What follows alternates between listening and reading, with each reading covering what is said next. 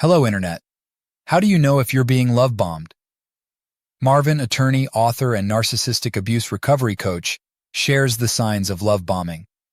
Imagine being bombarded with all of your favorite activities, gifts, and compliments all of the time. Seems like some kind of wish fulfillment operation. Have you ever been showered with over-the-top gifts?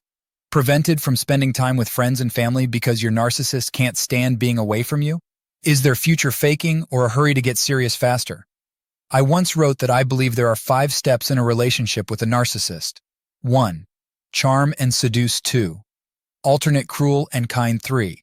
Belittle, abuse, and mock 4. Write off and reject 5. Rinse and repeat. What is future faking? People who suffer from NPD are in a hurry to serious with their relationship. They start talking about marriage or living together or children in the very early stages of dating. I saw my father do this with the first woman he dated after my mother died. He was planning for them to live in Florida for the winters and our town for the summers. This never happened. Narcissists love to talk about the vacations you both will go on, or the house you'll live in, or how many children you'll have. But it's all unlikely to occur. Once they have you hooked, they forget about these promises.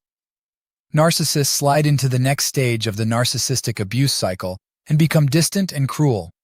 Love bombing is done not just to seek love, but to gain control. Narcissists love control and need to control everything, situations, people, etc. What is love bombing? Love bombing is a form of emotional abuse, where someone seems to be going over and above displays of affection and attention for you. But in reality, it's a manipulation to gain control. Love bombing looks different for everyone, but usually involves some form of the following 10 signs. 1. Showering you with gratuitous gifts and outings. 2. Oversharing their passionate feelings for you. 3. Exaggerated compliments and praise. 4. Premature planning of your future, future faking. 5. Staying in constant contact with frequent texts, calls, etc. 6. Seeking a quick commitment to solidify the relationship. 7. Doesn't allow you to spend time with anyone else. 8. Jealous of everyone and everything that diverts your attention. 9. Completely ignores your boundaries. 10. Expresses an intense need for you guised in passion. Love bombing is very different from a loving, healthy relationship.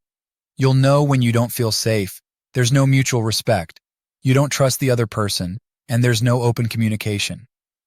When do narcissists use love bombing? Love bombing is commonly associated with narcissism. People who suffer from narcissistic personality disorder, NPD, frequently love bomb their partners. Experts believe this is because narcissists are low in empathy and consistently attempt to manipulate those around them.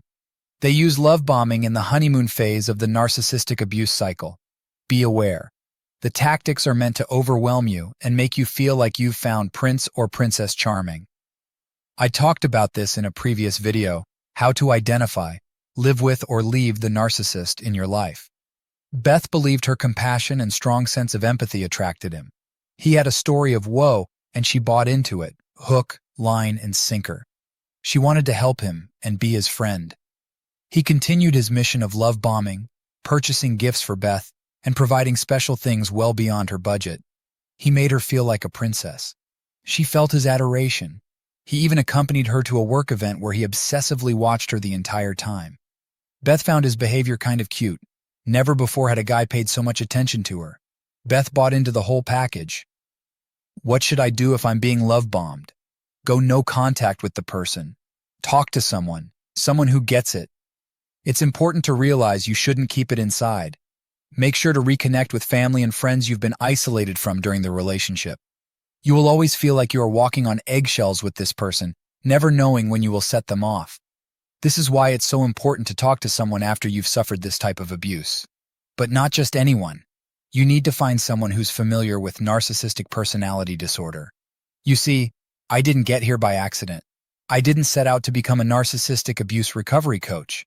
But after I'd suffered this kind of abuse, I realized that my story and my experience could help so many people who've suffered similarly.